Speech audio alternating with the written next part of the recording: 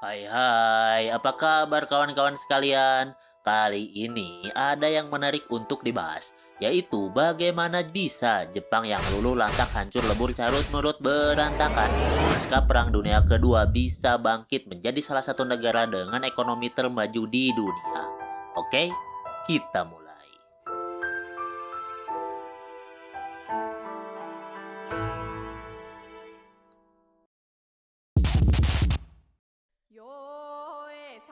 Di bom atomnya, kota Hiroshima dan Nagasaki tanggal 6 dan 8 Agustus 1945 menjadi petanda utama Jepang angkat bendera putih pada sekutu di akhir Perang Dunia Kedua.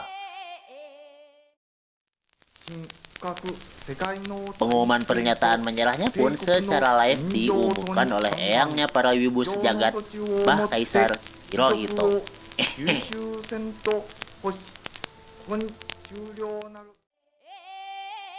Pasti dong, saat itu Jepang down banget kondisinya.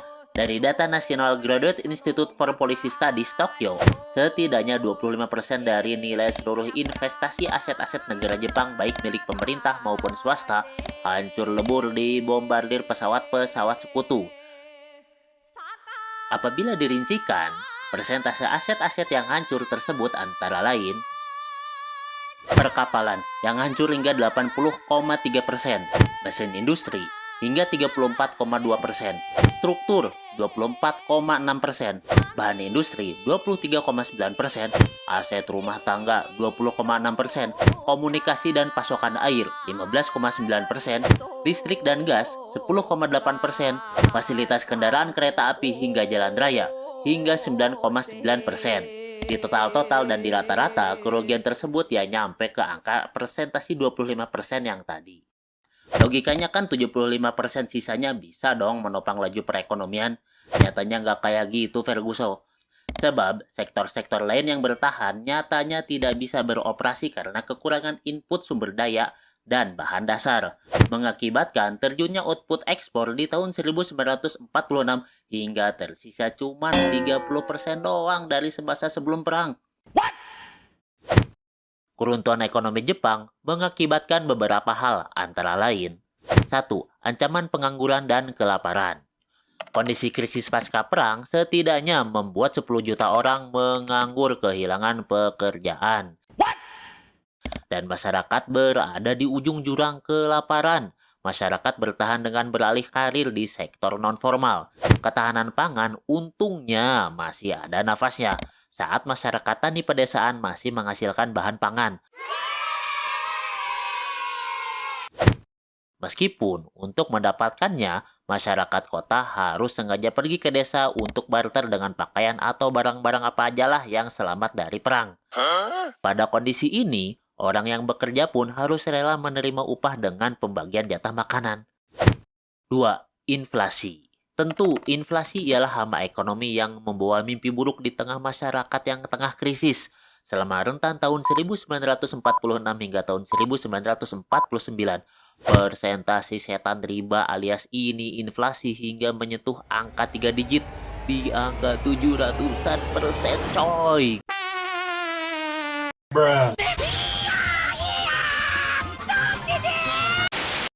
Hal ini terjadi akibat pemerintah Jepang getol mensubsidi dan memberikan pinjaman pada sektor penting seperti industri berat dan pertambangan sebagai langkah awal mengontrol harga di pasaran pasca perang.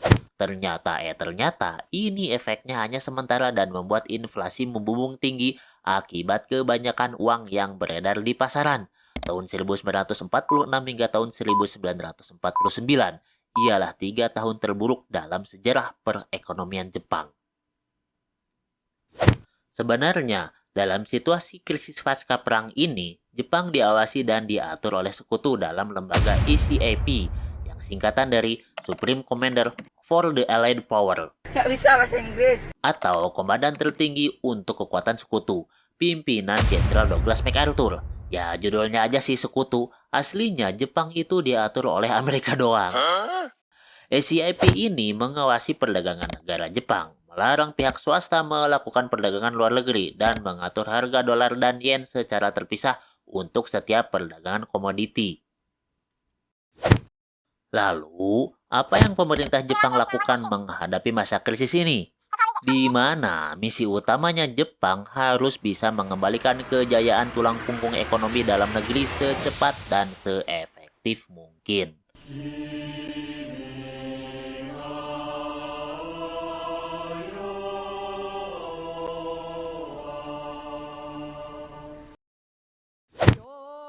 Oke, selanjutnya kita akan membahas vitalnya peran para ahli dalam negeri Jepang mengambil keputusan serta gak dipungkiri juga sih uluran tangan sang mantan musuh alias negara Paman Sam, Samoharjono, ya Amerika Serikat. Namun sebelum lanjut, Mimin ingatkan untuk subscribe, like kalau suka, dan bagi yang punya pendapat dan referensi lain tentang konten ini, ditunggu di kolom komentar, oke? Sip, kita lanjut.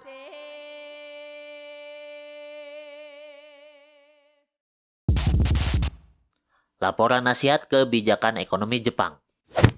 Saburo Okita dan Yonosuke Goto, dua pejabat muda yang sebelumnya ditempatkan di Beijing, Cina, berinisiatif membuka forum riset pembangunan ulang negara Jepang pasca perang. Inisiatif yang berlatar belakang kesadaran Jepang pasti dikalahkan sekutu.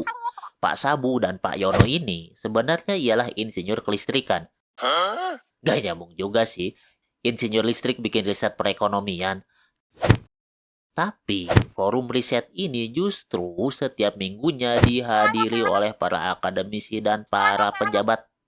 Hasilnya, pada September 1946, sebuah laporan setebal 193 halaman yang berjudul Masalah Dasar Rekonstruksi Ekonomi Jepang diterbitkan.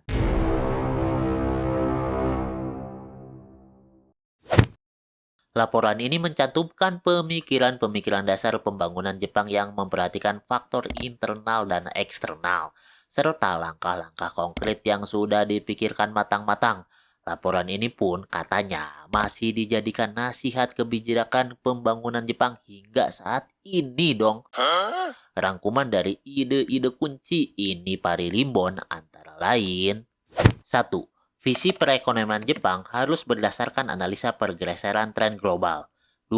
Strategi pemulihan yang komprehensif dan konkret harus dirancang dan diimplementasikan, diutamakan pada industrialisasi, peningkatan teknologi, dan transformasi struktur perdagangan yang dinamis.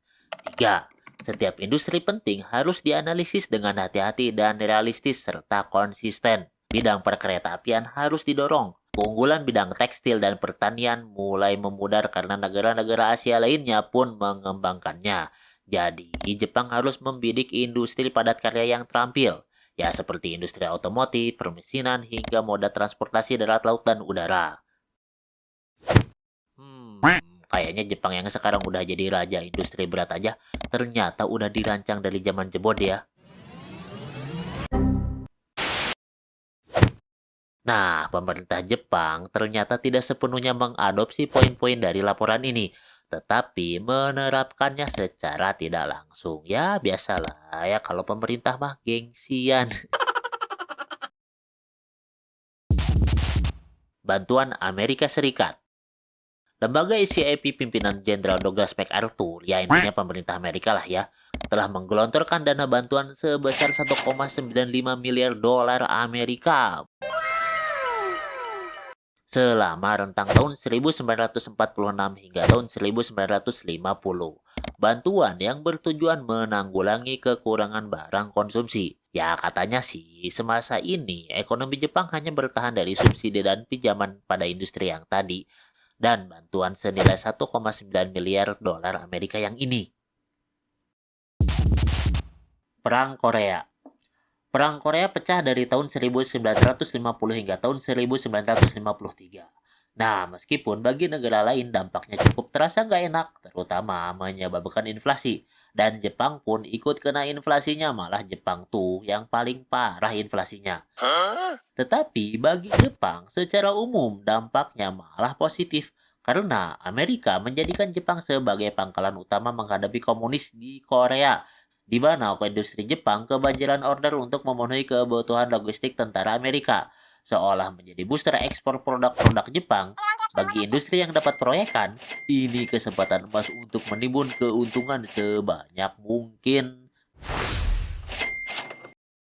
Meskipun terus menari di tengah penderitaan rakyat Korea akibat peperangan.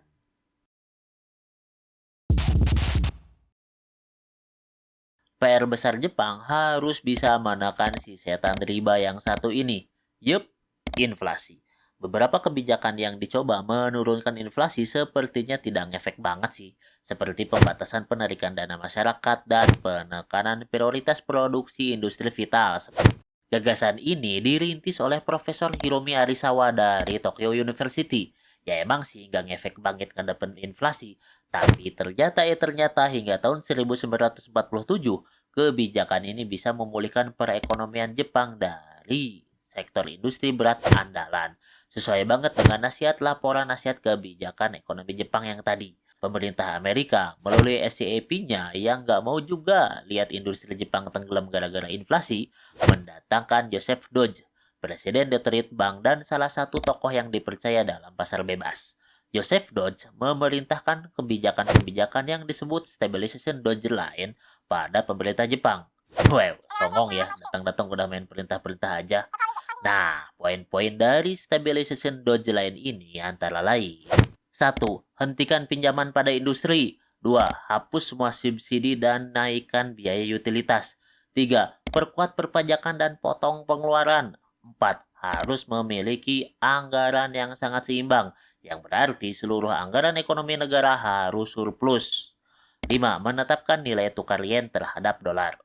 Dan ternyata cara ini ampuh menekan inflasi dong. Dari inflasi 700% di tahun 1946, di tahun 1949 hanya pada angka 150%-an. Di tahun 1550, inflasi kembali ke titik hampir 0%, saudara-saudara sekalian. Tapi sayangnya, Stabilization Dodge Line ini bukan berarti tanpa celah. Tetap aja ada kurangnya. Industri Jepang seolah-olah terkena terapi kejut, yang asalnya gampang banget dapat subsidi dan pinjaman buat usaha, ini tiba-tiba kering kerontang. Seolah perekonomian digiring menuju jurang resesi, membuat masyarakat merasa dizolimi oleh pemerintah. Profesor Hiromi Arisawa menganggap kebijakan ini terlalu cepat dilakukan. Ya nunggulah 1 tahun dulu supaya ekonomi masyarakat lebih stabil ya. Ya, menurut Mimin mah ya, seefektif apapun kebijakan stabilization Dodge Line ini tidak akan pernah berpengaruh signifikan apabila perekonomiannya tidak dipulihkan dulu oleh subsidi dan pinjaman lunak yang sebelumnya dilakukan. Udah dibahas kan bahwa industri berat seperti batu bara, baja, hingga permesinan merupakan sektor andalan yang mendapatkan kelunakan pinjaman dan subsidi, sehingga tetap bisa menopang laju gerak ekonomi Jepang saat krisis. Tapi sayangnya, malah sektor-sektor ini harga produknya itu tinggi-tinggi alias mehong, saudara-saudara. Dikhawatirkan malah kalah daya saing di pasar internasional. So, apa yang pemerintah Jepang akan lakukan? Berawal dari kembalinya kebebasan politik Jepang pasca perang di tahun 1951 saat masa pemerintahan Perdana Menteri Shigeru Yoshida. Jepang secara teori memiliki 3 opsi untuk menjaga sektor andalan yang gak kemahalan dan tetap punya daya saing. 1. Devaluasi yen atau penurunan nilai yen terhadap mata uang yang lain. 2. Mengusahakan terjadinya deflasi atau penurunan harga komoditi dengan cara penghematan di sektor ekonomi makro. 3. Rasionalisasi atau meningkatkan produktivitas melalui investasi pada teknologi baru dan permesinan, serta reorganisasi produksi dan manajemen. Sudah ketebak kan pemerintah Jepang pilih yang mana? Ya, pilihannya dangdutan dulu di kondangan tetangga. Enggak lah, pilihannya nomor 3, melakukan rasionalisasi. Di samping industri-industri Jepang punya tabungan dari proyek pengadaan perang Korea tadi, maka mereka mengemodalin banyak buat dapat teknologi baru untuk proses produksi yang lebih canggih. Selain itu, efisiensi dan kinerja produksi pun ditingkatkan. Nah, mulai nih benih-benih gila kerjanya orang Jepang tumbuh bersemi pada masa ini. Yup, produksi pun meningkat dan dapat diserap pada pasar dalam negeri dan juga luar negeri. Sebenarnya, penyerapan produk-produk Jepang ini tidak dikhususkan untuk ekspor doang. Konsumsi dalam negerinya pun gede banget sehingga menjadi penopang penyerapan produk. Masuk pada era tahun 1960-an pada masa Perdana Menteri Hayato Ikeda, beliau memiliki agenda rencana menggandakan pendapatan. Pengennya beliau dalam 10 tahun ke depan angka Gross National Product atau GNP-nya Jepang ngedobel. Ternyata hanya dalam waktu 6 tahun agenda ini pun terpenuhi dong. Grafiknya nanjak terus. Nah, pada tahun-tahun inilah mulai terjadinya Japan Economic Miracle. Nggak bisa bahasa Inggris. Atau keajaiban perekonomian Jepang dari tahun 1955 hingga tahun 1972. Tapi kembali lagi, bukannya keputusan ini tanpa celah, tetap aja ada jeleknya. Kerap terjadi demonstrasi kaum buruh di beberapa sektor industri. Ya karena gitu, industri maju ya berarti buruh yang dipekerjakan lah yang capeknya ya. Bahkan para kader sayap kiri sosialis pun sempat menggaungkan revolusi menentang sistem ini. Ya wajar sih ditentang kaum sosialis Jepang karena ya basicnya setiap kebijakan ini ya bentuknya kapitalisme yang bibitnya ditanam melalui sistem pasar bebas oleh ACAP. Manajemen ekonomi makro. Oke, kita lanjut dulu dengan sedikit definisi ya.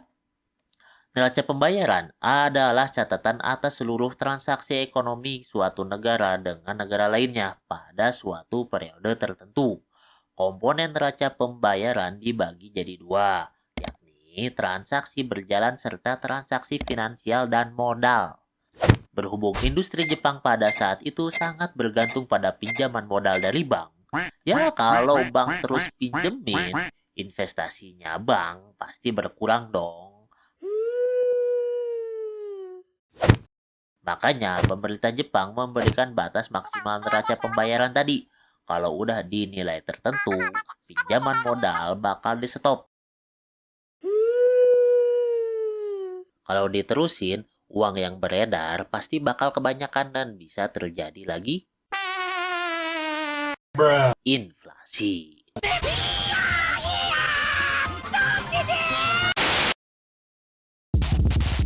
Reintegrasi ke dalam ekonomi global. Sebagai mantan bad boy yang pernah bikin sakit hati negara lain, Jepang harus secara perlahan dan cermat kembali ke pergaulan ekonomi internasional. Ya, mulai sok-sokan asik lagi gitulah ya. Tindakan yang dilakukan ialah mengurangi kebijakan perlindungan tarif, serta langkah-langkah promosi industri untuk meningkatkan daya saing. Melakukan pengurangan hambatan impor, serta melakukan liberalisasi transaksi modal. Sampai-sampai Olimpiade pun bisa dilaksanakan di Tokyo pada tahun 1964. Ya, diharapkan dunia internasional bisa menerima Jepang kembali apa adanya. Hasilnya, sukses besar. Transformasi sosial. Era tahun 1950-an, kehidupan masyarakat Jepang masih kentara gaya tradisionalnya. Berpakaian kimono dan yukata, makanan sehari-harinya pun ya nasi, sup miso, atau acar sayuran. Tinggal di rumah kayu beralaskan tatami dan futon sederhana. Hal itu berubah drastik ketika periode Japan berekol ekonomik pada era tahun 1960 hingga tahun 1970. Pakaian gaya barat, makanan kopi, roti ala barat kayak gitulah jadi bagian kehidupan sehari-hari. Tinggal di apartemen beton dengan segala perlengkapan rumah tangga yang modern seperti TV, mesin cuci, kulkas, AC, kipas angin sampai ke timbangan berat badan. Tapi positifnya, mayoritas barang-barang tersebut ialah produksi dalam negeri. Karena itu produksi dalam negeri, tentu industri dalam negerinya pun lancar jaya. Ditambah buat ekspor juga yang menyerap banyak tenaga kerja lokal. Lulusan SMA dan SMP dari desa maupun kota difasilitasi untuk jadi tenaga kerja. Para tenaga kerja muda pada era ini disebut sebagai telur emas industri. Tuntutan pekerjaan yang tinggi dibarengi dengan sifat etos kerja yang tinggi juga, bagaikan gayung bersambut, bukan bersambit. Sehingga tuntutan kenaikan upah pun tidak bisa dihindarkan. Ya seneng dong, berarti taraf hidupnya pun menjadi naik. Perihal tenaga kerja, sangat serasi dengan kekhawatiran Kaisar Hirohito pasca kalah perang. Beliau segera memberikan perhatian khusus pada pendidikan. Kan ceritanya pas bubaran perang yang ditanyain Kaisar Hirohito pertama kali berapa sisa guru dan fasilitas pendidikan kepada Dewan Penasihatnya. Hasilnya ya para telur emas tadi. Kaisar Hirohito sadar untuk mengantisipasi kebutuhan sumber daya manusia yang berkualitas dalam membangun Jepang kembali. Di tengah kemajuan ini, nilai norma sosial pun perlahan berubah seiring tuntutan zaman, seperti meningkatnya umur pernikahan, keluarga besar yang berubah jadi keluarga inti doang, hingga individualisme yang merajalela. Banyak yang memutuskan hidup sendiri dan telat nikah. Keadaan sosial Jepang tuh benar-benar berubah drastik loh. Sehingga efek negatifnya sangat berbahaya untuk demografi bangsa Jepang. Emang apa sih efek negatifnya bagi demografi bangsa Jepang? Bagi yang mau tahu, silahkan tinggal nonton aja video-video ini, oke? Kesimpulan, mungkin dari tadi Mimin gak bisa bawain materi pakai bahasa ekonomi yang ngejelimet. Kita sederhanain aja deh. Coba lihat deh ya di channel-channel otomotif tentang sejarah brand-brand motor dan mobil asal Jepang. Nih yang enak sih yang lihatnya di channel otomotif favorit Mimin, Endo Anderson. Mimin gak di-endorse lah ya, udah pasti enggak. Di sini banyak konten tentang sejarah perkembangan otomotif asal Jepang. Dan begitu serunya kiprah brand-brand asal Jepang ini bersaing di kancah Eropa dan Amerika di era tahun 1950 hingga tahun 1970-an. Sebuah cerminan betapa giatnya bangsa Jepang memajukan ekonominya pada era tersebut. Nice. Banyak nama bos CEO yang berhasil memajukan perusahaannya pada era ini masih berjaya hingga saat ini. Nama-nama seperti Soichiro Honda pendiri Honda, di Yamaha ada Genichi Kawakami, Shunzo Suzuki di pihak Suzuki, Shojo Kawasaki, bosnya Kawasaki. Mereka dinilai sebagai pahlawan-pahlawan ekonomi yang gigih membangun bisnis melalui inovasi-inovasi di bidang manufaktur dan otomotif yang memiliki nilai signifikan banget sebagai penggerak ekonomi. Dan pasti dong di belakang mereka terdapat dukungan besar berupa kebijakan-kebijakan perekonomian yang menguntungkan dari pemerintah Jepang. Kebangkitan ekonomi Jepang pasca perang benar-benar terencana secara cermat.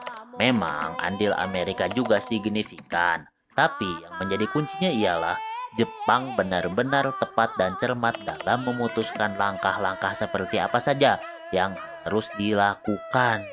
Didukung juga oleh semangat, moralitas, dan etos kerja orang Jepang yang patut dianjungi jempol.